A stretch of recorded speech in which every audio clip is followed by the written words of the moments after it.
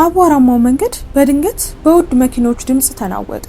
አንዲት ምስኪን የመንገድ ምግብ አብሳይ በድንገት ድስቷን ጥላ ስታይ ጥቁርና የሚያብረቀርቁ መኪኖች የሷኑ ትንሽ መጠለያ ከበውታል። ይህች ምስኪን ሴት በየቀኑ ለራሷ ሳይተርፋት አንድ ሳህን ምግብ በመንገድ ዳር ለወደቀች አንዲት አዛውንት ትሰጥ ነበር። ወጣቱ ቢሊነር ከሚያብረቀርቀው ጥቁር መኪና ወርዶ ወደ እርሷ መጣ። ቢሊነሩ የዚያችን የአንድ ሳህን ምግብ ውለታ ለመክፈል እንደመጣና ክፍያውም ብዙ ገንዘብ ብቻ ሳይሆን ለዓመታት ስትናፍቀውና በጉጉት ስትጠብቀው የነበረው ትልቅ ተአምር እንደሆነ ማንም አላወቀም ነበር። ለመሆኑ ድህነትን በሀብት ለቅሶን በደስታ በለወጠው በዚህ አስደናቂ ቀን ምን ተፈጠረ? ቢሊነሩስ ከአዛውንቷ ጋር ያለው ድብቅ ሚስጥር ምንድን ነው? ዛሬ የምንነግራችሁ ነገር በየቀኑ የምናደርጋት ትንሽ ደግነት መልሳ እንደምትከፍለን የሚያረጋግጥ ድንቅ ታሪክ ነው። ታሪኩን ከመጀመራችን በፊት ግን እስኪ ይሄንን ልብ የሚነካ ታሪክ ከየትኛው የዓለም ክፍል ሆናችሁ እንደምትከታተሉት ኮሜንት ላይ ጻፉልን። ቪዲዮንም ላይክ አድርጉት። እንደዚህ አይነት አስደናቂ ታሪኮችን የምታገኙበትን የዩቲዩብ ቻናላችንን እስካሁን ሰብስክራይብ ካላደረጋችሁ ሰብስክራይብ በማድረግ ቤተሰባችንን ተቀላቀሉ። አሁን ወደ ታሪካችን እንለፍ። ማንም መኪኖቹን ከማየቱ በፊት የሞተሮቹ ከፍተኛ ድምጽ አቧራማ የሆነውን የፖርት ሃርኮርትን መንገድ አናወጠው። በኤሌና አሮጌ መጠለያ ስር ምግብ የሚበሉ ሰዎች ግራ በመጋባት መንገዱን ዞረው ማየት ጀመሩ። የእንጨት ጠረጴዛዎቹ፣ የፕላስቲክ ወንበሮቹና ከከሰል ምድጃው የሚወጣው ጭስ ለሚመጣው ነገር ሁሉ በድንገት በጣም ትንሽና ተራ መስለው ታዩ።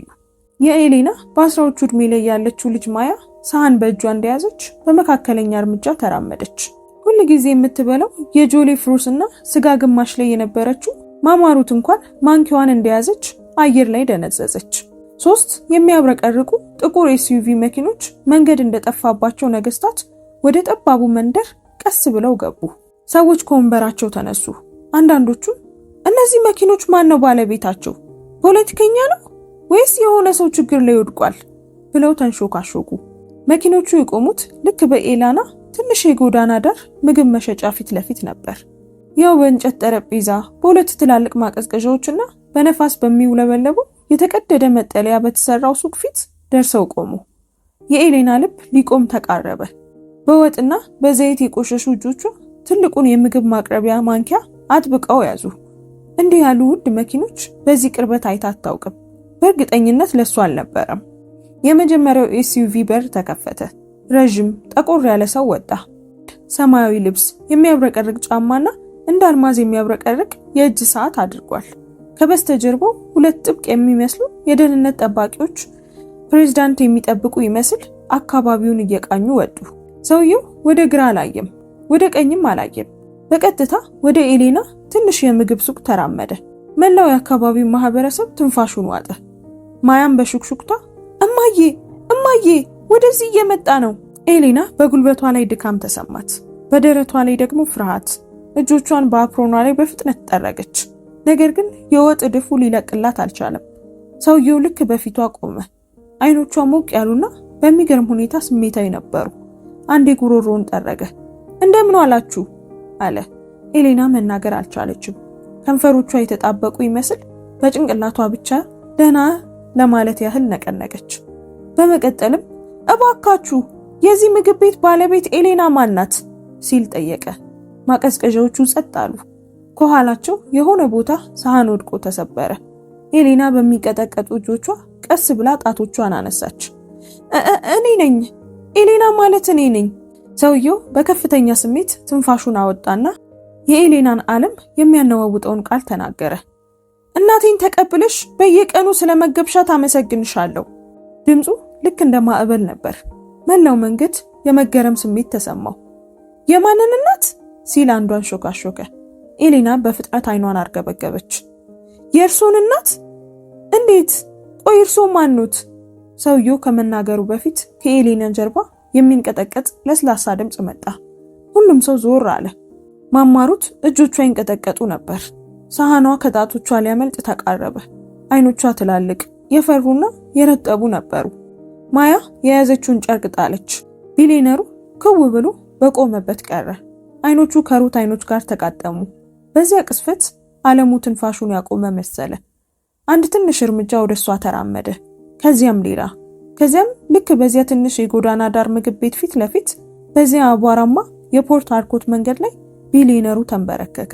ሁሉም ሰው ለዘነጋት ቤት ለሌላት መበለት ተንበረከከ። እንባው በፊቱ ላይ እየፈሰሰ ተንበረከከ። እማዬ! ድምፁ ይንቀጠቀጥ ነበር። እኔ አልሞትኩም፣ ተረፍኩኝ። መብረቅ እንኳን ቢወርድ ከዚህ ያነሰ ድምፅ አይኖረውም ነበር። ሰዎች በከፍተኛ ሁኔታ ተገረሙ። አንዲት ሴት ጮኸች። ሌላ ሰው ደግሞ ይህ የእውነት ህይወት ምንድን ነው ብሎ አንሾካሾከ። ማያ አፏን በሁለቱም እጆቿ ሸፈነች። የኤሌና ትንፋሽ ጉሮሮዋ ላይ ተቀረቀረ። ማማሩት ብርታቷ ከአጥንቷ እንደተነጠቀ ሁሉ ወደ ኋላ ተንገዳገደች። ሁለቱም የሚንቀጠቀጡ እጆቿን ደረቷ ላይ አኖረች። ተረፍክ ብላ በሹክሹክታ ተናገረች። ልጄ፣ የኔ ዴቪድ! ድምጿ ተሰባበረ። ጉልበቶቿ ታጠፉ። እይታዋ እየፈዘዘ መጣ።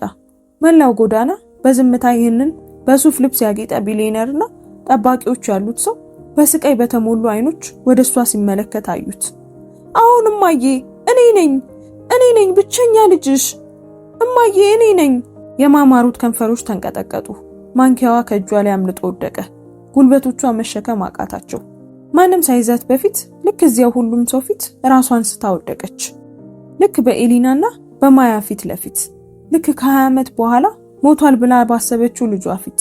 ኤሊና ጮኸች፣ ማማሩት! ማያ ወደፊት ሮጠች።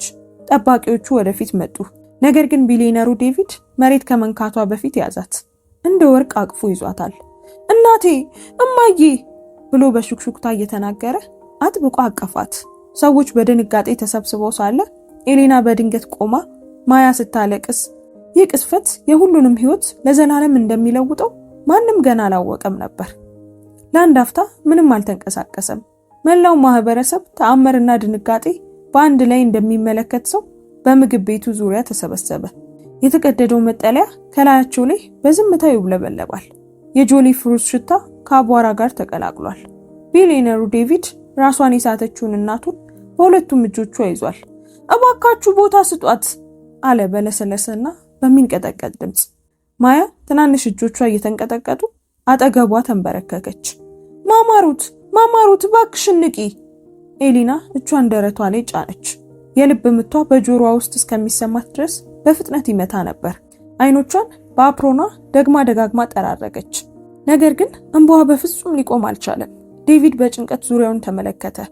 እባካችሁ ውሃ አለ? ማንኛውም ማቀዝቀዣ ነገር እባካችሁ። ኤሊና ለደንበኞች የታሸገ ውሃ ወደምታስቀምጥበት ትንሽ ማቀዝቀዣ ሮጠች። እጆቿ እየተንቀጠቀጡ አንዱን ከፈተች። ለዴቪድም ሰጠችው። እሱም ቀስ አድርጎ እናቱ ፊት ላይ ረጨው። እማዬ፣ እባክሽን አይንሽን ክፈቺ ብሎ ተማጸነ። እኔ ነኝ፣ እዚህ ነኝ እማዬ። ለጥቂት ሰኮንዶች ምንም አልተፈጠረም። ከዚያም ቀስ በቀስ የማማሩት የአይን ሽፋኖች ተንቀሳቀሱ። ለስላሳ ትንፋሽ ከከንፈሮቿ ወጣ። ጣቶቿ ተንቀጠቀጡ። አይኗን አርገበገበችና በቀጥታ የዴቪድን ፊት ተመለከተች። ዴቪድ በሹክሹክታ ተናገረች። ድምጿ በጭንቅ ነበር የሚሰማው። አሁን እማዬ፣ እዚህ ነው ያለሁት። የሚንቀጠቀጥ እጁን አንስታ ህልም አለመሆኑን ለማረጋገጥ ጉንጩ እንዳበሰችው። አንተ በህይወት አለ? ድምጿ ተሰበረ። የዴቪድ አይኖች እንደገና በእንባ ተሞሉ። አሁን እማዬ፣ ተረፍኩ። በዚህ ሁሉ ጊዜ ስለዘገየሁብሽ ይቅርታ፣ በጣም ይቅርታ። ማማሩት ሸሚዙን ይዛ ወደ ራሱ አስጠጋችው። እንደገና እንዳይጠፋባት ልትጠብቀው የምትፈልግ ይመስላል። አጥብቃ ያዘችው። በዙሪያቸው ያሉ ሰዎች አይናቸውን ጠረጉ። ማያ በከፍተኛ ድምፅ አነባች። ከደህንነት ጠባቂዎች አንዱ እንኳን ወደ ሌላ አቅጣጫ ዞሮ ጉሮሮውን ጠረገ። ነገር ግን በዚህ ሁሉ ስሜት መሃል ኤሊና በድንጋጤ ቆማ ነበር። በዴቪድ ድምፅ ውስጥ ያለው ነገር፣ በአይኖቹ ውስጥ ያለው ነገር፣ በታሪክ ውስጥ ያለው ነገር ልብን እንደሚሰብር በጣም ከባድ ነበር። እናትና ልጅ እንዲተነፍሱ ትንሽ ወደ ኋላ ተመለሰች። ዴቪድ እናቱ ወንበር ላይ እንድትቀመጥ ረዳት። ጠባቂዎቹ ህዝቡን በሩቅ ለማቆየት በዝምታ ዙሪያውን ቆሙ። እማዬ አለ ዴቪድ በቀስታ። የጠፋሽ መስሎኝ ነበር፣ ግን አገኘሁሽ። አንድ ሰው በህይወት እንዳለሽ ነገረኝ። ማማሩት በእጇ ጀርባ እንባዋን ጠራረገች። ግን እንዴት? እኛ እኮ ባዶ ሳጥን ነው የቀበርነው። አንተና አባትህ እንደሞታችሁ ነው የነገሩን። ዴቪድ ትንፋሹን ዋጠ። ድምጹም ዝቅ አለ። ሁሉንም ነገር ማስረዳት አለብኝ። መላው መንገድ እንደገና ጸጥ አለ። ንፋሱ እንኳን የቆመ ይመስል ነበር። ዴቪድ በጥልቀት ተነፈሰና እናቱን ተመለከተ። ከ20 ዓመት በፊት ብሎ ጀመረ። ታስታውሻለሽ? እኔና አባዬ ዕቃ ለመግዛት ወደ ሌጎስ ተጓዝን። ማማሩት ቀስ ብላ ራሷን ነቀነቀች። ግን መቼም አልደረስንም አለ ዴቪድ። እማዬ መንገድ ላይ ጥቃት ሰነዘሩብን። የታጠቁ ሰዎች ነበሩ። በህዝብ ውስጥ ያለ አንድ ሰው ጠላፊዎች ናቸው፣ ጠላፊዎች ብሎ ተንሾካሾከ። ዴቪድ ቀጠለ። አይኖቹም ጠቆሩ። አባዬን መጀመሪያ ተኮሱበት። እዚያው ወዲያውኑ ሞተ። እኔንም ተኮሱብኝ። እንደ ሞትን ቆጥረው መንገድ ላይ ጥለውን ሄዱ። ማማሩት አዲስ እንባ ወረደችና አፏን በእጇ ሸፈነች። ማያ ወደ ኤሌና ተጠጋች። አይኖቿ ፈጠጡ። የዴቪድ ድምፅ ለስለስ ያለ፣ በውስጡ ያለው ስቃይ ግን ስለታም እንደሆነ ያስታውቅ ነበር። አንድ ደግ ሰው አገኘኝ። በህይወት ነበርኩ፣ ግን በጭንቅ ነበርኩ።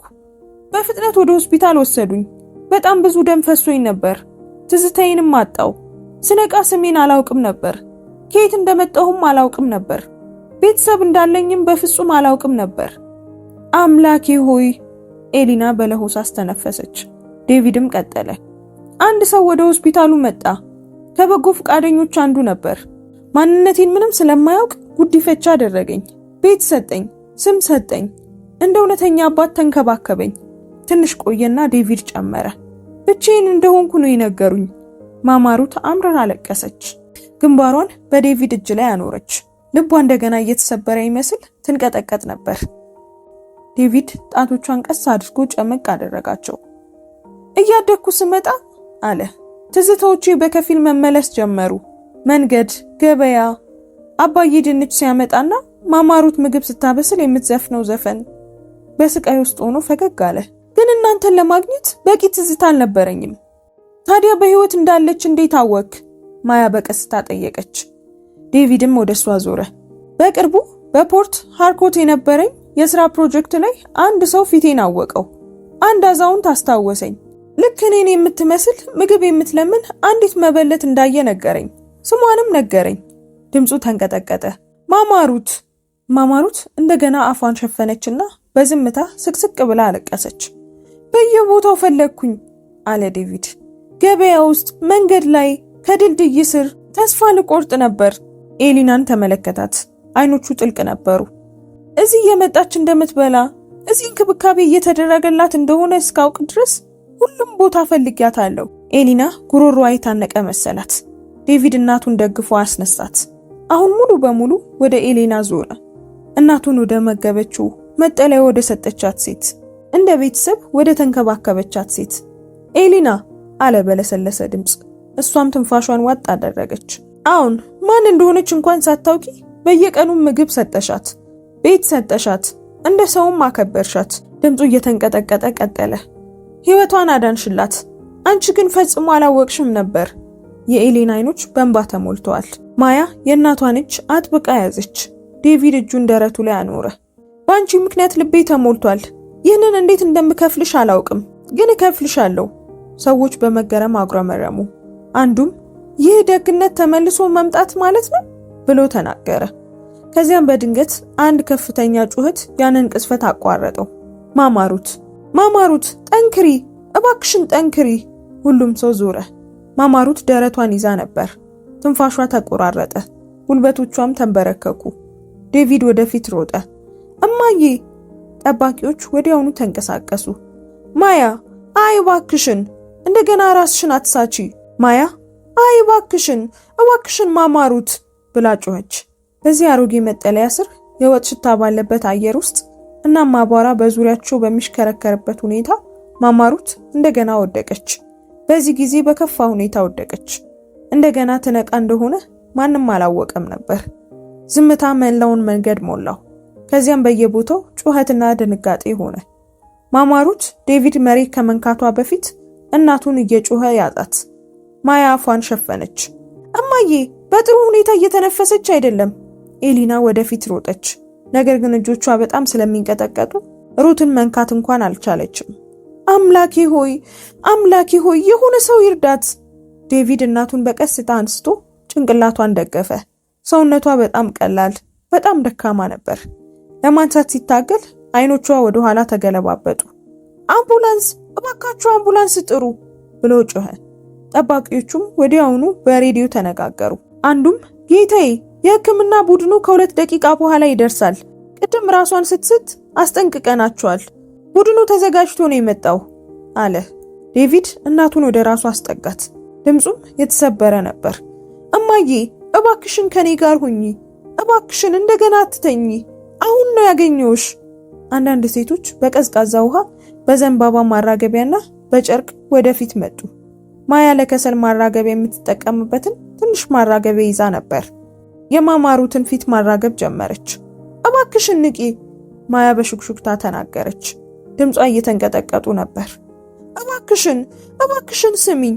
ኤሊና አጠገባቸው ተንበረከከች። እንባ በጉንጯ ላይ እየፈሰሰ ነበር። አምላኬ ሆይ ዛሬ አይደለም፣ እባክን ጌታ ሆይ አታድርገው። የወጥና የጭስ ሽታ አየሩን ሞልቶታል። ከፍርሃት ጋር ተቀላቀሉ። ደንበኞችም ሳህኖቻቸውን ጣሉ።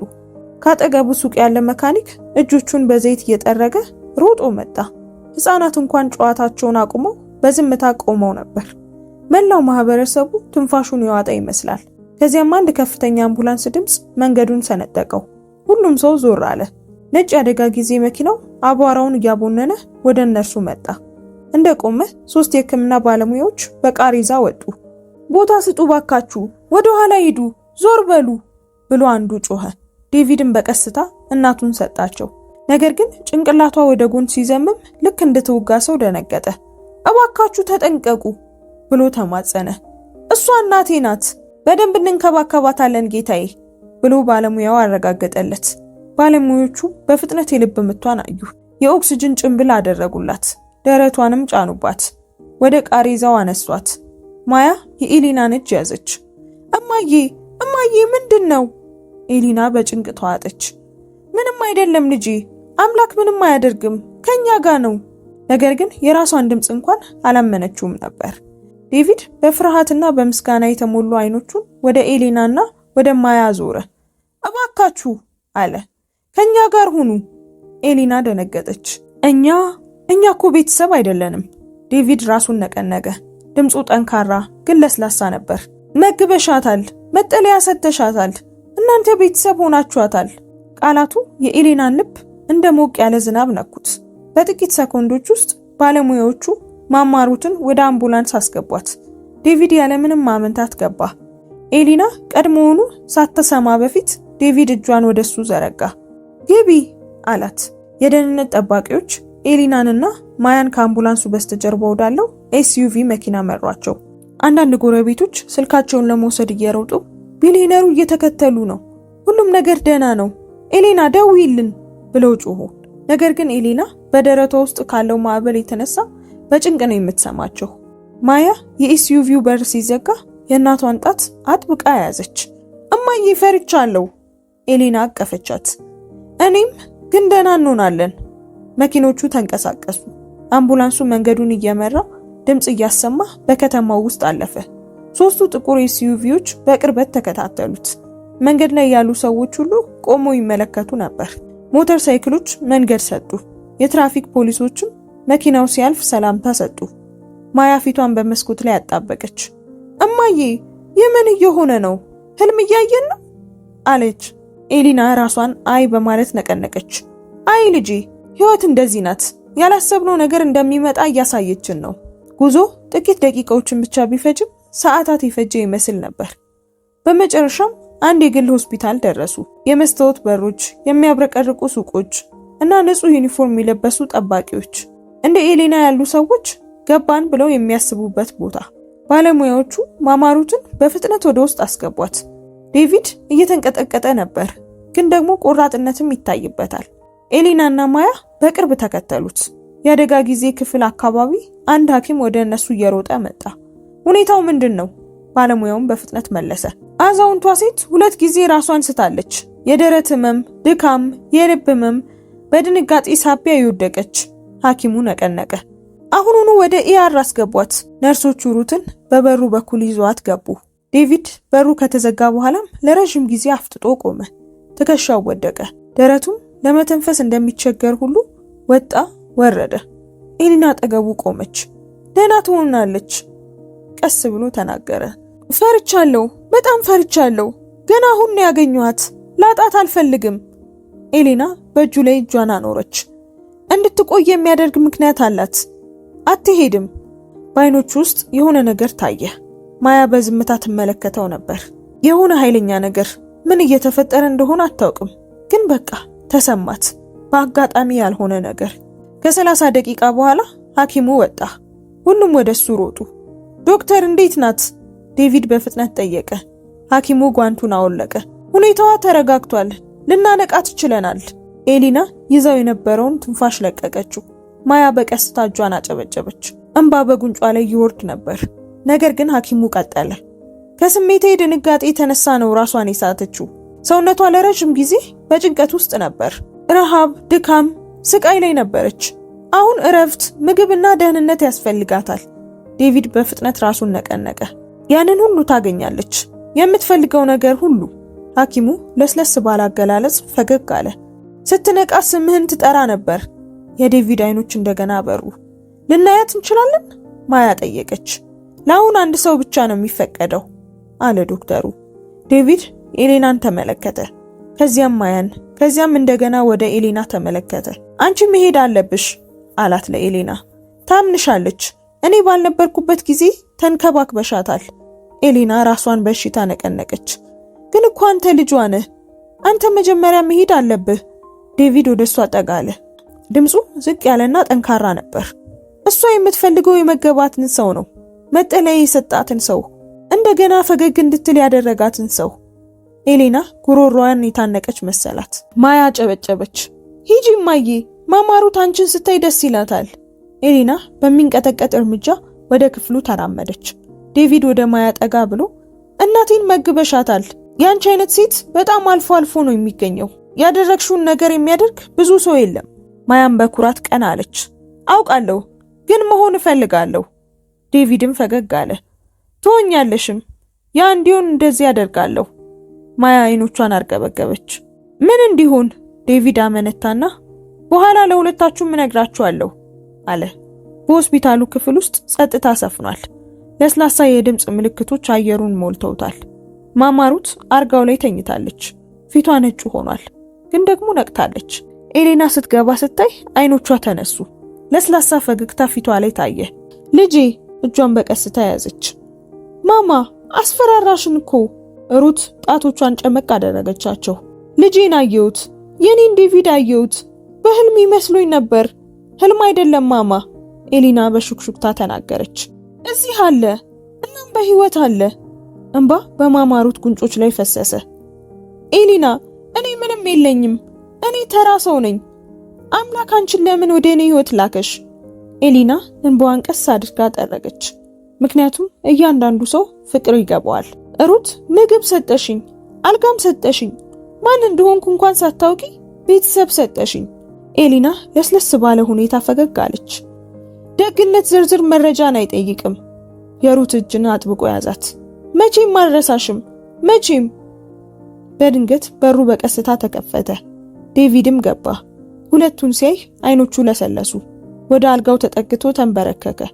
እማዬ ሲል በሹክሹክታ፣ ስትጠነክሪ ወደ ቤት ወስድሻለሁ። አሁን ግን እረፍት አርጊ። የምናወራው ብዙ የጠፉ ዓመታት አሉን። ሩት በደካማ ሁኔታ ፈገግ አለች። እንባዋ እንደገና ፈሰሰ። ዴቪድ ወደ ኤሊና ዞረ። በድምጹም የጸና ነበር። ግን ለሰራሽው ነገር ሁሉ ስጦታ ይዤልሽ እመጣለሁ። ትልቅ ነገር ይዤልሽ እመጣለሁ። ህይወትን የሚቀይር ነገር። ኤሊና በፍጥነት ራሷን ነቀነቀች። ምንም ዕዳ የለብኝም ዴቪድ። ዴቪድ በጥልቀትና በምስጋና ስሜት ፈገግ አለ። እኔ ቢሊየነር ነኝ ኤሊና። ሰዎች ቤተሰቤን ሲያድኑልኝ በዝምታ አልመለከትም። ማያ ትንፋሿን ዋጠች። ሩት በእፎይታ ተነፈሰች። ኤሊና ደነገጠች። ምን ማለትህ ነው? በሹክሹክታ ጠየቀችው። ዴቪድም ቀስ ብሎ ቆመ። ነገ ታውቂዋለሽ ብሏት ወጣ። ኤሊና ስትተነፍስ ማያ አይኗ እንደፈጠጠና ማማሩት በምስጋና ስታለቅስ ተዋቸው። እየመጣ ነበር እና ከዚያ በኋላ ምንም ነገር እንደ ድሮ አይሆንም። ማማሩት ራሷን ከሳተች በኋላ ያለው ሌሊት በጣም ረጅም ነበር። ወደ ትንሿ ባለ አንድ ክፍል ቤታቸው ሲመለሱ ኤሊና እንቅልፍ አልወሰዳትም።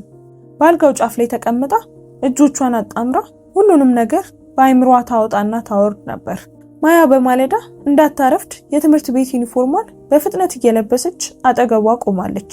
ነገር ግን እሷም እንቅልፍ አልወሰዳትም ነበር። እማዬ ማያ በጨለማ ውስጥ ወደ እናቷ ዞራ በሹክሹክታ ተናገረች። ማማሩት ደህና የምትሆን ይመስልሻል? አሁን ኤሊና የማያን ጸጉር እያሻሸች በቀስታ መለሰች። ሐኪሞቹ ሁኔታው ተረጋግቷል ብለው ደህና ትሆናለች፣ ግን ዴቪድ ስላለው ነገርስ? ማያ በቀስታ ጠየቀች። ነገ ትልቅ ስጦታ ይዤ እመጣለሁ ብሏል። ኤሊና በጥልቀት ተነፈሰች። ምን ማለቱ እንደሆነ አላውቅም፣ ግን ማያ ምንም ቢመጣ በትህትና መቀበል አለብን። ደግነት ዋጋ መጠየቅ የለበትም። ማያ ግን ቀስ ብላ ራሷን ነቀነቀችና ወደ እናቷ ተጠጋች። እማዬ ባንቺ እኮራለሁ። እነዚህ ቃላት የኤሊናን ልብ ነኩት። ልጇን ወደ ራሷ አስጠግታ ግንባሯን ሳመቻት። እኔም ባንቺ እኮራለሁ። ማያ እንቅልፍ ከወሰዳት በኋላ የኤሊና አይኖች እንደተከፈቱ ነበር። አንድ ቢሊየነር በመንገድ ዳር ምግብ ለምትሸጥ ሴት ምን ሊሰጣት ይችላል? የገንዘብ ቦርሳ፣ አዲስ ቤት፣ ለማያ የትምህርት ቤት ክፍያ ወይስ ምን? ዝም ብሎ በትህትና የተናገረው ነገር ነው። ሌሊቱ እየገፋ ሲሄድ የፖርት ሃርኮርት ድምጽ ወደ ዝምታ ሲቀየር ጥያቄዎቹ ሊቆሙ አልቻሉም።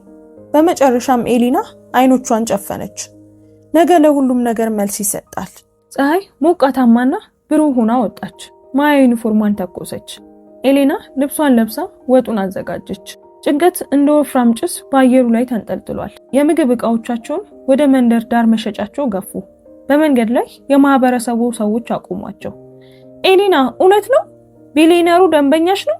ዛሬስ ይመጣል? ትናንት ማታ ግን ምን አለሽ? ኤሊና በደከመ ሁኔታ ፈገግ አለች። እባካችሁ ምግብ ማብሰሉ ላይ ብቻ እናተኩር። ነገር ግን በልቧ ውስጥ ማዕበል ይናወጥ ነበር። በዚህ አሮጌ መጠለያ ስር ኤሊና የከሰል ምድጃውን አቀጣጠለች። ማያ የፕላስቲክ ወንበሮችን አዘጋጀች። ሰዎች ከወትሮ ቀድመው መሰብሰብ ጀመሩ። አንዳንዶቹ ምግብ ለመግዛት መጡ። አብዛኞቹ ግን ለማወቅ ጉጉት ነበራቸው። አንድ ሰው ለሌላው ያ ቢሊየነር ከተመለሰ በመንገዳችን ዜና ውስጥ እንዲገባ እናደርገዋለን ብሎ አንሾኳሾከ። ማያ የእናቷን ልብስ ጎተተች። እማዬ ፈርቻለሁም ደስ ብሎኛል። እኔም ልጄ ኤሊና በሹክሹክታ ተናገረች። ልክ በዚያን ጊዜ የሞተሮች ድምጽ አስተጋባ። ሁሉም ሰው ደነገጠ። ጭንቅላቶቹ ወደ መንገዶች ዞሩ። ማያ የያዘችውን ማንኪያ ጣለች። የኤሊና ደረት ተወጠረ። ያው ሶስቱ ጥቁር ኤስዩቪዎች በፀሐያማው መንገድ ላይ እንደ ጥላ ቀስ ብለው እየቀረቡ መጡ። ሰዎችም ተመልሷል፣ ቢሊየነሩ እንደገና መጥቷል፣ ሁሉም መንገድ ይልቀቅ ብለው ጮሁ። የኤሊና ልብ በደረቷ ውስጥ ይመታ ነበር። ኤስዩቪዎቹ በምግብ መሸጫዋ ፊት ለፊት ቆሙ። በሮች ተከፈቱ። ዴቪድ መጀመሪያ ወረደ። ሰማያዊ ልብስ የመሰለ ነጭ ሴናተር ልብስ ለብሷል። ሁለት ጠባቂዎቹ ወዲያውኑ ተከተሉት። በማህበረሰብ ውስጥ ያለው እያንዳንዱ ሰው ላይ አይኑን አፈጠጠ። እያንዳንዱ ድምጽ ግን ጸጥ ያለ ነበር። ዴቪድ ወደ ኤላና ቀና ብሎ ተራመደ። እርምጃው የጸና ገጽታውም የለሰለሰ ግን ቁም ነገር ያለው ነበር። ማማሩትስ? ኤሊና ወዲያውኑ ጠየቀች። እንዴት ናት? ዴቪድ ለስለስ ባለ ሁኔታ ፈገግ አለ። ደህና ናት፣ አንቺን እየጠየቀች ነበር። ማያ በእፎይታ ተነፈሰች። ምስጋና ለአምላክ ይሁን አለች። ነገር ግን ዴቪድ አልጨረሰም ነበር። ወደ አንዱ ጠባቂ ዞሮ አምጣው ሲል ተናገረ። ጠባቂውም ራሱን ነቀነቀና ከኋላቸው ላለው ኤስዩቪ መኪና ምልክት ሰጠ። የኋለኛው በር ተከፈተና አንድ ሰው አንድ ቡናማ ፖስታ ይዞ መጣ። ነገር ግን ፖስታው ተራ ፖስታ አልነበረም። ወፍራም፣ የታሸገና ከባድ አስፈላጊ ነገር የያዘ ነበር። ዴቪድም ተቀበለውና ወደ ኤሊና ዞረ። መላው ማህበረሰብ ወደፊት ጠጋ አለ። ከዚያም በሁሉም ሰው ፊት ዴቪድ በአንድ ጉልበቱ ተንበረከከ። ኤሊና ደንግጣ ወደ ኋላ ዞረች። ለምን ትንበረከካለህ? እባክህን ተነሳ፣ ማያ እንደገና ተናገረች። እማዬ ምን እየሆነ ነው? ዴቪድ አንድ እጁን አነሳ። ኤሊና አንቺ የእናቴን ህይወት ቀየርሽ፣ የእርሷን ህይወት ስትቀይሪ ደግሞ የኔን ህይወት አዳንሽ። ኤሊና ራሷን ነቀነቀች። እንባዋ መጣ። አይ እባክህን፣ ምንም የተለየ ነገር አላደረኩም። ራስሽን መመገብ ብቻ በምትችይበት ጊዜ መግባሻታል፣ ዴቪድ ተናገረ። አንድ ክፍል ብቻ ባለሽ ቤት መጠለያ ሰጥተሻታል። ዓለም በጣላት ጊዜ ሁሉ ክብሯን ጠብቀሽላታል። ኤሊና በሁኔታው ተውጣ ወደ ኋላ ተራመደች። ዴቪድ ይህ በጣም ብዙ ነው። አይ ድምፁ ለሰለሰ። ይህ በቂ አይደለም። ፖስታውን ከፈተና አንድ ሰነድ አወጣ። እሷና ሁሉም እንዲያዩት ከፍ አድርጎ ያዘው። የህንፃ ፕላን ነበር፣ ትልቅ። ከላዩ ላይ የደግነት ሬስቶራንት፣ የፖርት ሃርኮርት ቅርንጫፍ፣ የሚል ደማቅ ጽሑፍ ነበረው። የኤሌና ትንፋሽ ጠፋ። ማያ የእናቷን ልብስ በሁለቱም እጆቿ ያዘች። እማዬ ምን እየሆነ ነው? ይህ እውነት ነው? ዴቪድ ሰነዶቹን ወደ ልቡ አስጠግቶ ቆመ። ለመሬቱ አስቀድሜ ከፍያለሁ ብሎ አወጀ። ግንባታው ደግሞ በዚህ ሳምንት ይጀምራል። ህንጻው በፖርት ሃርኮርት ትልቅ ሬስቶራንት ይሆናል። ባለቤቱም አንቺ ትሆኛለሽ። ደግነትሽ እናቴን ወደ ህይወት የመለሳት ሴት ነሽ። ህዝቡ በድንጋጤ ጮኸ። አንዲት ሴት ራሷን ስታ ወደቀች። አንድ ትልቅ ሰው አምላክ ይመስገን፣ አምላክ ይመስገን ብሎ ጮኸ። ማያ ስቅስቅ ብላ አለቀሰች። እማዬ ሬስቶራንት ሊኖረን ነው። ኤሌና ቁጥጥር በማይደረግበት ሁኔታ እየተንቀጠቀጠች ወደ ኋላዋ ተንገዳገደች። አይ ዴቪድ፣ ይህ በጣም ብዙ ነው። ዴቪድም ጠጋለ። ድምፁ ለስላሳ ግን የጸና ነበር። ገና ሌላም አለ። ኤሌና ጉልበቷ ሲዝል ተሰማት። ዴቪድ ወደ ፖስታው ውስጥ ገብቶ ሌሎች ወረቀቶችን አወጣ። ይሄኛው ደግሞ አለ። ይሄ ለማያ ነው። የማያ አይኖች ፈጠጡ። ለኔ? ዴቪድ ፈገግ አለ። ልጅሽ የሕክምና ዶክተር መሆን ትፈልጋለች። ከዛሬ ጀምሮ ዶክተር እስክትሆን ድረስ ትምህርቷን እኔ ከፍላለሁ። በድጋሚ ህዝቡ ተገረመ።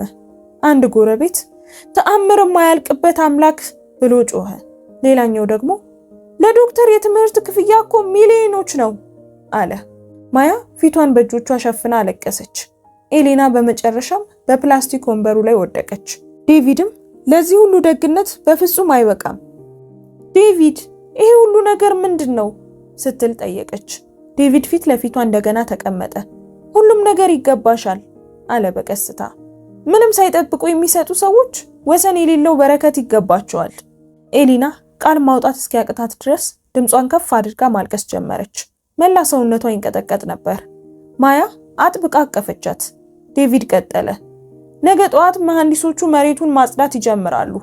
በአንድ ወር ውስጥ አዲሱ ሬስቶራንትሽ ይከፈታል። ስሙም ለእናቴ ባሳየሽው ደግነት ስም ይሰየማል። ኤሌና አምረራ አለቀሰች። ማያም በእናቷ ትከሻ ላይ ተደግፋ አለቀሰች። ዴቪድ ሁኔታውን እንዲረዱት ጊዜ ሰጣቸው። መላው ማህበረሰብም አጨበጨበ፣ ጮኸ፣ በዙሪያቸውም ጨፈረ። በመጨረሻም ዴቪድ ግን ኤሌና አላት። ኤሌና በእንባ ውስጥ ሆና አየችው። እናቴ ዛሬ ልታይሽ ትፈልጋለች። አብረሽኝ ወደ ሆስፒታል መምጣት እንዳለብሽ ነግራኛለች። ማያም እማዬ ሂጂ፣ ማማሩት ትፈልግሻለች አለች። ኤሌና በሚንቀጠቀጡ ጣቶቿ እንባዋን ጠረገች። እሺ እሄዳለሁ። ዴቪድ በትህትና እጁን ዘረጋላት። ኤሌናም እየተንቀጠቀጠች እያለቀሰች እጇን በእጁ ላይ አኖረች። ወደ ኤስዩቪው መራት።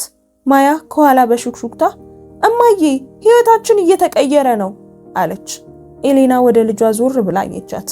አይኖቿ በእንባ ልቧ በምስጋና ዓለሟም በአዲስ ጅማሬ ተሞልቶ ነበር። አዎ ልጄ በሹክሹክታ ተናገረች። ሁሉም ነገር እየተቀየረ ነው። ነገር ግን ኤሌና ወደ ኤስዩቪው ስትገባ ያልጠበቀችው ነገር ውስጥ ይጠብቃት ነበር። ያላየችው ልቧን ባልተጠበቀ መንገድ የሚሰብር ነገር፣ ታሪኩን እንደገና የሚቀይር ነገር።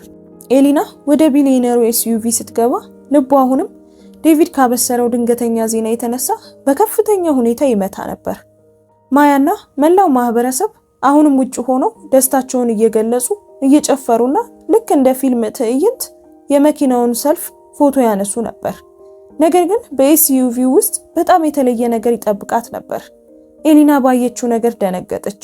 ነጭ ጽጌረዳዎች ትኩስ ብሩህና በወርቃማ ወረቀት የታሸጉ ከጎኗ ባለው ወንበር ላይ ተቀምጠዋል።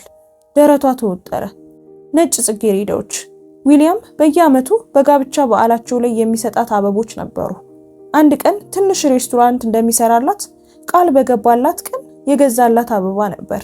ያ አበባ ሁሉ ጊዜ የእሷን ደግነት እንደሚያስታውሰው ይነግራት ነበር። ትንፋሿ ጉሮሯ ላይ ተቀረቀረ። ነገር ግን ምንም ከመናገሯ በፊት ዴቪድ በሌላኛው በር በኩል ወደ ኤስዩቪው ገባና አጠገቧ ተቀመጠ። አበቦቹን አፍጥጣ ስትመለከት አያት። ኦ እነሱ አለ ዴቪድ በቀስታ። ለእናቴ ናቸው። ነጭ አበቦችን ትወዳለች።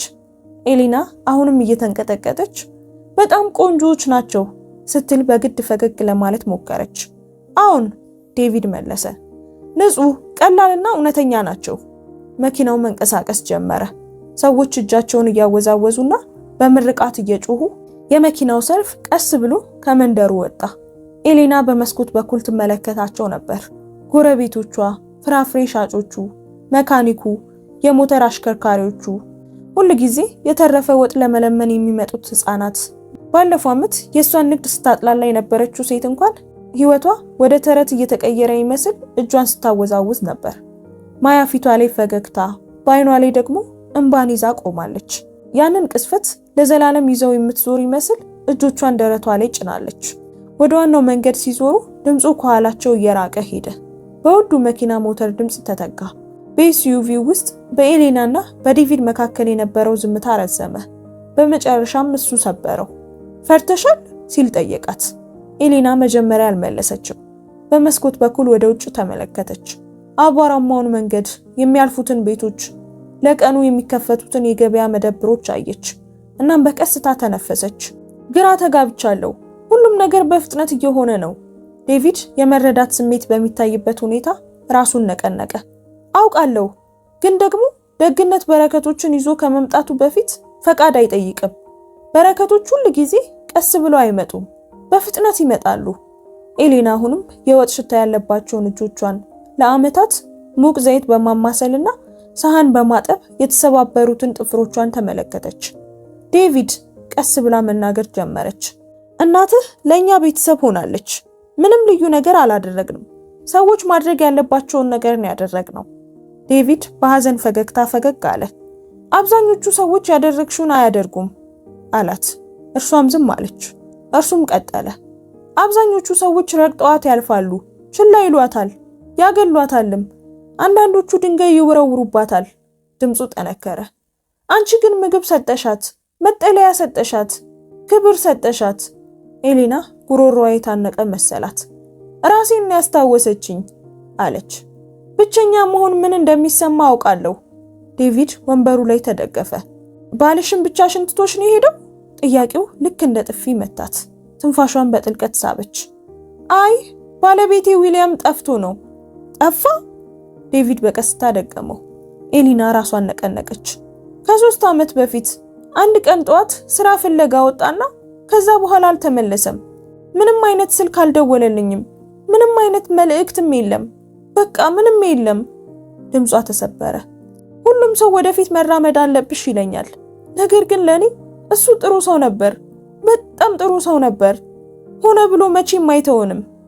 እርግጠኛ ነኝ፣ አምነዋለሁ። የዴቪድ ፊት በሐዘኔታ ለሰለሰ። አዝናለሁ። ኤሊና በአይኖቿ ውስጥ ያለውን እርጥበት ጠረገች። ማያ አሁንም ይመለሳል ብላ ታምናለች። እኔም እንደማምን ሆኜ ይጠብቃለሁ። ዴቪድ ከመጠየቁ በፊት አመነታ። በህይወት ያለ ይመስልሻል? ኤሊና አቅመ ቢስ በሆነ ሁኔታ ትከሻዋን ሰበቀች። እንዲሆን እጸልያለሁ። መኪናው ውስጥ እንደገና ዝምታ ሰፈነ። አየሩ በዝምታ የተሞላ ቢሆንም በሚገርም ሁኔታ ደግሞ በተስፋም የተሞላ ነበር። ረጅሙ ንጹህና የመስታወት በሮች ያሉት የጧቱን ፀሐይ የሚያንጸባርቀው የሆስፒታሉ ህንጻ ታየ።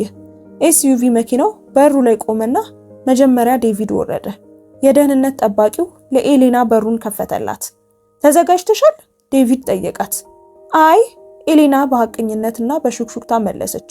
ግን ለማንኛውም እገባለሁ። ዴቪድ ፈገግ አለ። ያ ነው ጀግንነት። በመተላለፊያው ላይ አብረው ተራመዱ። ዴቪድን ወዲያውኑ አወቁት። ከማስካቸው በስተጀርባ በቀስታ ለሚያንኮሻኩሹት ነርሶች የተለየ ትኩረት አልሰጣቸውም። በቀጥታ ወደ ማማሩት ክፍል አመራ። ዴቪድ በሩን ከመክፈቱ በፊት ቆም አለና ወደ ኤሌና ዞረ። ዛሬ ጠዋት እናቴ ብዙ አልቅሳለች። ኤሌና በደካማ ሁኔታ ፈገግ አለች። እንባ ለምጃለሁ። በሩን ከፈተው። በክፍል ውስጥ ማማሩት በብርድ ልብስ ተሸፍና አልጋው ላይ ተቀምጣለች። ጉንጮቿ አሁንም ገርጥቷል። ነገር ግን ኤሌናን ስታይ አይኖቿ በደስታ በሩ። ልጄ! ኤሌና ወደሷ ሮጠች። ማማሩት እንዴት ነሽ? ሩት ፈገግ ብላ መለሰች። አምላክ አሁንም ስለሚወደኝ ነው የኤሌናን እጆች ያዘቻቸው። ለምን ሁል ጊዜ ለኔ ደግ ትሆኝልኛለሽ? በእውነት አንቺ ማን ነሽ? ኤሌና በቀስታ ሳቀች። እኔ መጠለያ ስር ያለው ተራ ምግብ አብሳይ ነኝ። ምንም ልዩ ነገር የለኝም። አይ፣ ማማሩት በጥብቅ ተናገረች። ከምታውቂው በላይ ልዩ ነሽ። ወደ ዴቪድ ዞረች። ነገርካት? አይ፣ ገና አልነገርኳትም። ምንድነው የሚነግረኝ? ኤሌና ግራ ተጋብታ ጠየቀች። ዴቪድ ተቀመጠ። ፊቱም ኮስተር አለ። ኤሌና፣ ማወቅ ያለብሽ አንድ አስፈላጊ ነገር አለ። ልቧ በኃይል መምታት ጀመረ። ማያ በድንገት በሩን አንኳኩታ ትንፋሿ እየተቆራረጠ ወደ ውስጥ ገባች። እማዬ፣ መኪናውን ተከትዬ መጣው። የሆነ ነገር ቢፈጠር ብዬ ብቻዬን መሆን አልፈለኩም። ኤሌና ተነፈሰችና ልጇን አቀፈቻት። ማያ፣ በጣም ግትር ነሽ። ማያም በኩራት ማማሩት እኔን ትፈልገኛለች።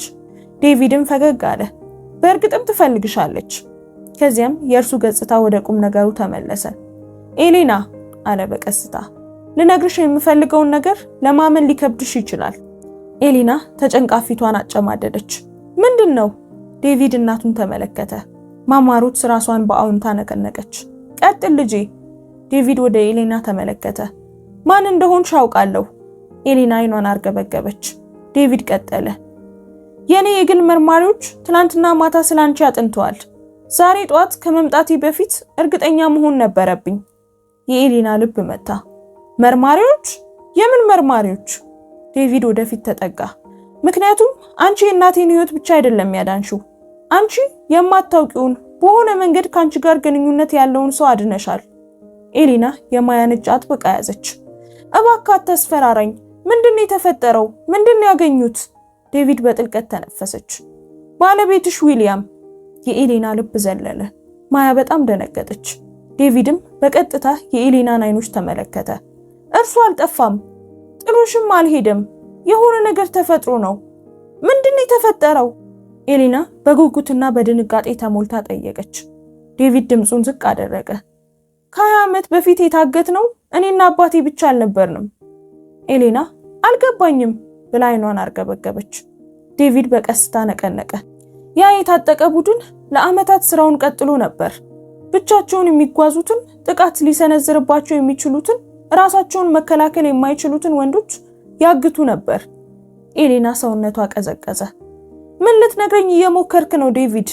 ዴቪድ ትንፋሹን ዋጠ። ኤሌና ትናንት ማታ አረጋግጧል። በሚንቀጠቀጥ ትንፋሽ አፈጠጠችበት። ምንድነው ያረጋገጡት? ዴቪድ ቃላቱ ልክ የ1000 ኪሎ ያህል ከብደው ተሰሙት። በሹክሹክታም ተናገረ። ባለቤትሽ ዊሊያም እኔንና አባቴን በወሰዱት ሰዎች እጅ ተወስዶ ነበር። የኤሌና አፍ ተከፈተ። ማያ ትንፋሿን ዋጠች። ክፍሉን ጥልቅ የሆነ ዝምታ ሞላው። እማዬ፣ ይሄ ምን ማለት ነው? ማያ በሚንቀጠቀጥ ድምጽ ጠየቀች። ኤሌና መመለስ አልቻለችም። ዴቪድ በቀስታ ቀጠለ። በህይወት መኖሩን አናውቅም፣ የት እንዳለ አናውቅም። ነገር ግን አሁን ይህንን እናውቃለን። እርሱ ጥሎሽ አልሄደም፣ ሆነ ብሎም አልጠፋም። ኤሌና እጇን ደረቷ ላይ ጫነች። አይ ይሄ ሊሆን አይችልም፣ በፍጹም አይሆንም። እንባ አይኖቿን ሞላው። ማያ እናቷን አጥብቃ አቀፈቻት። ዴቪድ ቆሞ በኤሌና ትከሻ ላይ እጁን አኖረ። ኤሌና ዛሬ ቃል እገባልሻለሁ፣ በህይወቴ እምላለሁ። በሚንቀጠቀጥ ከንፈሯ ቀና ብላ አየችው። እርሱን አገኘዋለሁ አለ ዴቪድ። ያለኝን ሁሉ ቢጠይቀኝ እንኳን አገኘዋለሁ። በህይወት ይኑር አይኑር መልሱን አመጣልሻለሁ። ኤሌና ፊቷን በሁለቱም እጆቿ ሸፍና ለ3 ዓመት ከተሸከመችው ህመም የመጣ ጥልቅ ከፍተኛና ልብ የሚሰብር ለቅሶን አለቀሰች። ማማሩትም አለቀሰች። ማያም እንዲሁ አለቀሰች። ዴቪድ የራሱን እንባ እየታገለ ትንፋሹን ዋጠ። ይህ ደግነት ተመልሶ መምጣት ብቻ አልነበረም። ይህ እድል ነበር። ይህ ከአመድ ውስጥ የሚወጣ እውነት ነበር። ይህ ኤሌና ፈጽሞ ያላሰበችው የህይወቷ አዲስ ጅማሬ ነበር። ከረጅም ጊዜ በኋላ ክፍሉ ሲረጋጋ ዴቪድ ፊቱን ጠረገና ይህ ብቻ አይደለም አለ። ኤሌና በደከመ ሁኔታ ቀና አለች። ገና አለ? ግንባታው ዛሬ ይጀምራል አለ ዴቪድ። ሰራተኞቹ ቀድሞውኑ ቦታው ላይ ናቸው። የማያኖች ፈጠጡ። ቀድሞውኑ? ዴቪድ ፈገግ አለ። በምሽት የመሰረቱ ስራ ይጠናቀቃል። ማያ በደስታ ጮሃ አቀፈችው። አመሰግናለሁ አጎቴ ዴቪድ። እርሱም በቀስታ ሳቀ። ኤሌና ቀጠለ። በሚቀጥለው ወር በሚኖረው የምረቃ በዓል ላይ ትገኛለሽ። እናቴ ሪቫኑን ትቆርጣለች። መላው ከተማም ስምሽን ያውቀዋል። ኤሌና እንደገና በዝምታ አለቀሰች። ነገር ግን ዴቪድ አልጨረሰም ነበር። ማያ አላት በቀስታ፣ አንድ ቀን ዶክተር ስትሆኚ አንድ ነገር እንድታስታውሽ ይፈልጋለሁ። ማያም በጉጉት ጠየቀች። ዶክተር የሆንሽው ቢሊየነር ክፍያሽን ስለከፈለ አይደለም አለ ዴቪድ። ዶክተር የሆንሽው እናትሽ በደግነት ስላሳደገችሽ ነው። እናም ደግነት ሁልጊዜም ወደ ቤት ተመልሶ ይመጣል። ማያ አይኗን ጠረገች። አሁን ጌታዬ፣ አስታውሳለሁ፣ በፍጹም አልረሳም። ዴቪድ በጥልቀት ተነፈሰና ቀጠለ። እናም አንድ ተጨማሪ ነገር አለ። ሁሉም ወደፊት ተጠጉ። የበረከታችሁ መጨረሻ ይህ ይመስላችኋል? አለ ዴቪድ። ነገር ግን ይህ ገና ጅማሬው ነው። ኤሊና በሆነው ነገር ሁሉ ተገርማ ፈጠጠችበት። የምን ጅማሬ? ዴቪድ ፈገግ አለ። የቤተሰብ። ማያ ግራ ተጋብታ አየችው። የማን ቤተሰብ? ዴቪድ ኤሊናንና ማማሩትን ሞቅ ባለ አይን ተመለከተና በቅርቡ ታያላችሁ አለ። በሚቀጥለው ቀን ጧት ፖርት አርኮርት ከወትሮ በተለየ ሁኔታ ደመቀች። ዜናው ቀድሞውኑ በከተማው ተሰራጭቷል። ቢሊየነሩ ለመንገድ ዳር ምግብ አብሳያዋ ሴት ሬስቶራንት ሰራላት። ቤት የሌላት መበለት ከ20 ዓመት በኋላ ከልጇ ጋር ተገናኘች። የደግነት ሬስቶራንት ግንባታ በአንድ ሌሊት ጀመረ። የዴቪድ ሰራተኞች መሬቱን አስተካክለው መሰረቱን በቆፈሩት ቦታ አቅራቢያዎች ሰዎች ተሰበሰቡ። የሲሚንቶ ማደባለቂያዎች ይሽከረከራሉ። መሐንዲሶች ትዕዛዝ ይሰጣሉ። ጎረቤቶችም በአፈር ውስጥ የሚበቅለውን ተአምር ይመለከታሉ። ነገር ግን ተአምሩ ህንጻው አልነበረም። በኤሊና ልብ ውስጥ እየሆነ ያለው ነገር ነበር። ለዓመታት የቀበረችው ተስፋ በቀስታ እየነቃ ነበር። ሀብት ስለፈለገች አልነበረም። ዝናም ስለፈለገች አልነበረም። ነገር ግን ዊሊያም ከጠፋ በኋላ ለመጀመሪያ ጊዜ አንድ ኃይለኛ ሰው እርሷ መልስ እንደሚገባት ስላመነና ስለሚዋጋላት ነበር። ኤሊና፣ ማያና ዴቪድ ቀድሞውኑ ሆስፒታል ደረሱ። በመተላለፊያው ውስጥ ሲገቡ ነርሶች እንደገና መንሾካሾክ ጀመሩ። ያቺ ቢሊየነሩ እናት የቆየችባት ሴት ናት። በእርግጥ የተባረከች ናት። ኤሊና አሁንም የተሰጣትን ትኩረት ስላለመደች በአፍረት ፈገግ አለች። ነገር ግን ማማሩት በክፍሉ ሲደርሱ ዴቪድ ቆመ። ማየት ያለብሽ ነገር አለ በዝምታ። ኤሊና ፊቷን አጨማደደች። ምንድነው የማየው? ዴቪድ በሩን በቀስታ ከፈተው። በውስጥ ማማሩት ከትላንቱ በበለጠ ሁኔታ ፈገግ ብላ አልጋው ላይ ተቀምጣለች። ነገር ግን ብቻዋን አልነበረችም። አንድ ሰው አጠገቧ ቆሟል። ትከሻው ይዛለ፣ አይኖቹ የለሰለሱ ረጅም ሰው። ሲገቡ ቀስ ብሎ ዞረ። ኤሊና ደነዘዘች። ትንፋሿ ተቋረጠ። ጉልበቷ ተብረከረከ። ዓለሟ ሁሉ የተገለባበጠ መሰላት። የማያ ድምፅ ተሰነጠቀ። እማዬ! ያ! ዴቪድ ቀስ ብሎ ወደፊት ተራመደ። ኤሊና፣ ተገናኙ። ሰውየው በስሜትና ባለማመን ወደፊት መጣ። ኤሊና! በሹክሹክታ ተናገረ። በህልሟ የምትሰማው ዳግመኛ አልሰማውም ብላ ያሰበችው ድምፅ ነበር። እየተንቀጠቀጠች ደረቷን ነካች። አይ፣ ይህ እውነት ሊሆን አይችልም። ሰውየው ትንፋሹን ዋጠ። እውነት ነው፣ እኔ ነኝ። ከንፈሮቹም ተከፈቱ። ዊሊያም! ቀስ ብሎ ራሱን ባውንታ ነቀነቀ። በዚያን ጊዜ ኤሊና እርሱ መሆኑን አወቀች። ከ3 ዓመት በፊት የጠፋው ባለቤቷ፣ በማያ ልብ ውስጥ ትልቅ ቀዳዳ ትቶ የሄደው አባት። እርሱ በህይወት ነበር። በጣም ተዳክሟል፣ ከስቷል፣ አርጅቷል። ነገር ግን እዛ ነበር፣ በህይወት አለ። ኤሊና ወደፊት ተንገዳገደችና አፏን በሁለት እጆቿ ሸፈነች። ዊሊያም በህይወት አለ፣ በህይወት አለ። ዊሊያም እጁን ዘረጋ። ነገር ግን የመንካት መብት እንዳለው እርግጠኛ እንዳልሆነ ሁሉ እጁን መለሰ። ኤሊና፣ በጣም አዝናለሁ በሹክሹክታ ተናገረ። መቼም አልተውኳችሁም። ወሰዱኝ፣ ደበደቡኝ፣ እናም ደበቁኝ። ወደ ቤት ለመምጣት ሞክሬ ነበር። ኤሊና በእንባ ተሞልታ ወደ እቅፉ ገባች። እርሱም አጥብቆ ያዛትና ትከሻዋ ላይ ተደፍቶ አለቀሰ። ማያ በግልጽ እያለቀሰች ሁለቱንም ለማቀፍ ሮጠች። እማዬ! አባዬ በህይወት አለ! አባዬ በህይወት አለ! ዊሊያምስ ደጋግሞ ሳማት። የኔ ትንሽ ዶክተር፣ ስጸልይላችሁ ነበር። ኤሊና በትንሹ ራቅ ብላ በሚንቀጠቀጡ ጣቶቿ ፊቱን ዳሰሰችው። የእውነት አንተ ነህ? በሹክሹክታ ጠየቀች። በእውነት አንተ ነህ ዊሊያምስ? እሱም ራሱን ባውንታ ነቀነቀ። ወድጄ አይደለም፣ በፍጹም አልተውኳችሁም ነበር። ዴቪድ በዝምታ ተመለከታቸው። አገኘዋለሁ ስልሽ መርማሪዎቹ ቀድሞውኑ ፍንጭ ነበራቸው። ትናንት ማታ ሁሉንም አረጋግጠዋል። ዛሬ ንጋት ላይ ያመጣ ነው። ኤሊና በሁኔታው ተውጣ ወደ ዴቪድ ዞረች። አንተ ነህ ይህንን ያደረገው? ዴቪድ በቀስታ ራሱን ነቀነቀ። አንቺ እኔንና እናቴን አዳንሽ፣ እኔ ደግሞ ቤተሰቦችሽን አዳንኩ። ማያ አጥብቃ አቀፈችው። አመሰግናለሁ፣ አመሰግናለሁ አጎቴ ዴቪድ፣ አመሰግናለሁ። ዴቪድ ራሷን አሻሸ። አባትሽ የተወውን ህይወት ማየት ይገባዋል። ማማሩት ካልጓ ላይ በኩራት ፈገግ አለች። አምላክ ሁላችሁንም ወደ ቤት ለመመለስ ደግነትን ተጠቀመ። ኤሊና የዊሊያምስን እንባ ጠረገች። እንዴት ለቀቁህ? ዊሊያም ከ2 ሳምንት በፊት ፖሊሶች የጠላፊዎችን መደበቂያ ሲፈትሹ አገኙን። ደክሜና ግራ ተጋብቼ ነበር፣ ግን ስምሽን አስታውስ ነበር። ኤሊና እንደገና አለቀሰች። ተመለስክ፣ አሁን ተመልሰሃል በሹክሹክታ ተናገረች። ከነዚህ ሁሉ ዓመታት በኋላ ተመለስክ፣ ምክንያቱም ስለጠበቅሽኝ ነው አላት። ዴቪድ ለቤተሰቡ ጊዜ ለመስጠት ወደ ውጭ ወጣ። ነገር ግን ልቡ ውስጥ የሆነ ህመም ተሰማው። ቤተሰቡን በማገናኘቱ ድል ሊሰማው ሲገባ ሌላ ያላሰበው ነገር ተሰማው። ልክ በዚያን ጊዜ ማያ ወጥታ አጠገቡ ቆመች። አጎቴ ዴቪድ፣ ደስተኛ ነህ፣ ግን ደግሞ ያዘንክም ትመስላለህ። የዴቪድ ከንፈሮች ወደ ፈገግታ ተቀየሩ። እንዴ ዶክተር፣ በጣም አስተዋይ ነሽ። ዴቪድ ተነፈሰ። ቤተሰቦች ሲገናኙ ማየት ሁል ጊዜ ስሜታዊ ያደርገኛል። ለብዙ ዓመታት ማንም አልነበረኝም። ለእንደዚህ አይነት ቀናት አመሰግናለሁ። ማያ ራሷን ነቀነቀች። አንተም ቤተሰብ ይኖርሃል፣ አምላክ ይሰጥሃል። እሺ አጎቴ ዴቪድ። ዴቪድም ተመለከታትና ፈገግ አለ። አምናለሁ ይሰጠኛል አለ። በህይወቱ ለመጀመሪያ ጊዜ በእውነት ማመኑ ነበር። ኤሊና፣ ዊሊያም እና ማማሩት እጅ ለእጅ ተያያዙ። በደግነት የተሰፋ ሙሉ ተአምር። ዊሊያም እንባውን ጠረገ። እንደገና እንገነባለን ኤሊና። እንደ ድሮ አይደለሁም፣ ግን በጊዜ ሂደት እሆናለሁ።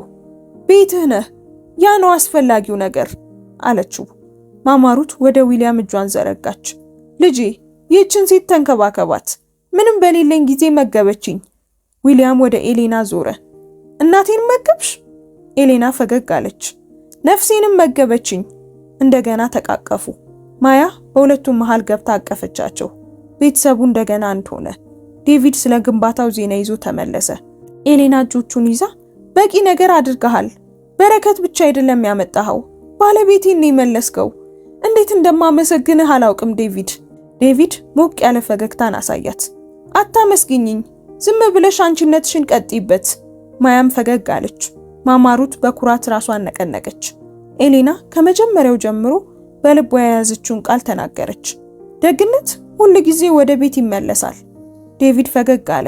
አሁን በደንብ ይመለሳል፣ ብዙ ሆኖ ይመለሳል። ፀሐይ ስትጠልቅ ሰራተኞች የደግነት ሬስቶራንትን መገንባታቸውን ቀጠሉ። ከዓመታት በኋላ አንድ የሆነ ቤተሰብ፣ እናትነቷን መልሳ ያገኘች መበለት፣ ዶክተር የመሆን ህልሟ የጠነከረላት ልጅ እና እርሱ መሆኑን ያላወቀው የመድረሻ ቦታ ያገኘ ቢሊየነር። መላውን ማህበረሰብ ካናወጠው ግንኙነት ከአንድ ወር በኋላ ያ ባዶ መሬት ወደማይታመን ነገር ተቀየረ። ማንም በዚያ ትንሽ መንደር ውስጥ ይቆማል ብሎ ያላሰበው ነገር፣ የደግነት ሬስቶራንት። ትልቅ የመስታወት ፊት ያለው ህንጻ፣ የሚያብረቀርቁ ሱቆች፣ ብሩህ መብራቶች፣ የሚሽከረከሩ በሮች፣ ዩኒፎርም የለበሱ ሰራተኞችና የምግብ ሰሃን የያዙ ሁለት እጆችን የሚያሳይ አርማ። በየቀኑ ሰዎች ሂደቱን ለማየት ይሰበሰቡ ነበር። በየቀኑ ህንጻው ያድጋል፣ ማህበረሰቡን በደስታ ይሞላል። ኤሊና በእውነት ይህ ሁሉ ይገባኛል ብላ ራሷን ትጠይቅ ነበር። ፀሐይ ብሩህ ነበረች። ህዝቡ በብዛት ተሰብስቧል። ሙዚቀኞች ይጫወታሉ። የዜና ዘጋቢዎች በማይክሮፎን ቆመዋል። ዴቪድ መሃል ላይ ቆሞ በኩራት ፈገግ ይላል። ለዩኒቨርሲቲ እየተዘጋጀች ያለችው ማያ አጠገቡ ቆማለች። በየቀኑ እየጠነከረ የመጣው ዊሊያምስ የማያን እጅ ይዟል። ኤሊና ፊት ለፊት ቆማለች። እጆቿ ይንቀጠቀጣሉ። መሃል ላይ ንጹህ የጥልፍ ልብስ የለበሰችውና መቀሱን የያዘችው ማማሩት ናት፣ የክብር እንግዳዋ። ዴቪድ ማይክሮፎኑን አነሳ። ዛሬ በፖርት ሃርኮርት ትልቁን ሬስቶራንት እንከፍታለን። የአንዲት ሴት ደግነትን ለማክበር የተገነባ ሬስቶራንት። ለዚህ ሁሉ መነሳሳት የሆነችውን ሴት እንቀበል፣ ማዳም ሩትስ። ህዝቡ በደስታ ጮኸ። ማማሩት እንባዋን ጠረገችና ወደ ኤሊና ዞረች። ኤሊናም መላ ሰውነቷ እየተንቀጠቀጠ ወደፊት መጣች። ሩት የኤሊናን እጆች መቀሱ ላይ አደረገች። ዛሬ የሰጠሽኝን ህይወት እመልስልሻለሁ። በእንባ ሆነው ሪቫኑን ቆረጡ። ህዝቡን በደስታ ጮኸ። ርችቶች ወደ ሰማይ ተተኮሱ። ካሜራዎች በሩ። በመቶች በሚቆጠሩ ሰዎች ፊት ማማሩት የሬስቶራንቱን ቁልፍ ለኤሊና ሰጠቻት። ኤሊና ሙሉ በሙሉ ተሸነፈች። ይህ አይገባኝም እያለች አለቀሰች። ሩት ትከሻዋን ያዘች። ዓለም ሊሰጥሽ ከሚችለው በላይ ይገባሻል። ማያ ሁለቱንም አቀፈቻቸው። ከኋላቸው የነበረው ዊሊያም ኩራት፣ ምስጋናና ሙሉነት ተሰማው። ወራት አልፈው ዓመታት ሆኑ። የደግነት ሬስቶራንት በየቤቱ የሚታወቅ ስም ሆነ። ሰዎች ከሩቅ ቦታ ሊበሉ ይመጡ ነበር። ጋዜጠኞች በደግነት የተገነባው የፖርት ሃርኮርት ልብ ብለው ይጠሩታል። ኤሊና ከ50 በላይ ሰራተኞችን ቀጠረች። አዳዲስ ቅርንጫፎችንም ከፈተች። ደግነት የእርሷን ህይወት እንደቀየረው ሁሉ እርሷም የሌሎችን ህይወት ቀየረች። ንግዱም እያደገ ሄደ። አንዳንድ ጊዜ ኤሊና ቢሮዋ ውስጥ ተቀምጣ ቁጥሮችን ስታይ ባለማመን ራሷን ትነቀንቃለች። እንደኔ ያለች ትንሽ ምግብ ሻጭ እንዴት እዚህ ደረሰች? መልሱ ሁል ጊዜ አንድ ነበር፣ ደግነት። ዴቪድ ቃል በገባው መሰረት ለማያ የሕክምና ትምህርት ቤት ክፍያ ሁሉንም ከፈለ። ዊሊያምም እርሷን ለመደገፍ የተቻለውን አደረገ። ዊሊያም በሬስቶራንቱ ቢሮ ውስጥ በማገዝ የጠፋበትን ዓለም በቀስታ መማር ጀመረ። ማማ ሩት በየሳምንቱ ማያን ትምህርት ቤት ትሄዳ ጠይቃት ነበር። ከ5 ዓመት በኋላ ማያ በነጭ ካፖርት የምረቃው መድረክ ላይ ወጣች። ዶክተር ማያ ዊሊያም ተብራ ተጠራች። ኤሊና ከተቀመጠችበት ጮኸች። ማማ ሩት ልብሷን አወዛወዘች። ዊሊያም እጁ እስኪደክም ድረስ አጨበጨበ። ዴቪድ ጥግ ላይ ቆሞ በጣም ለስላሳ ፈገግታን ፈገግ አለ። ምንም አላለም። ማያ ግን ተሰማት። ከምርቃት በኋላ ማያ በሀገሪቱ ውስጥ በጣም በሚታወቅ ሆስፒታል ውስጥ ስራ ጀመረች።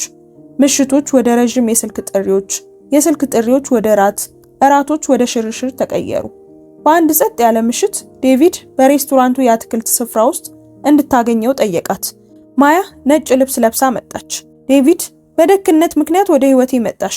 ከዚያን ጊዜ ጀምሮ እውነተኛ እንክብካቤ ምን እንደሆነ አሳየሽኝ አላት። የማያ ልብ መታ። ዴቪድ በአንድ ጉልበቱ ተንበረከከ። ታገቢኛለሽ ብሎ ጠየቃት።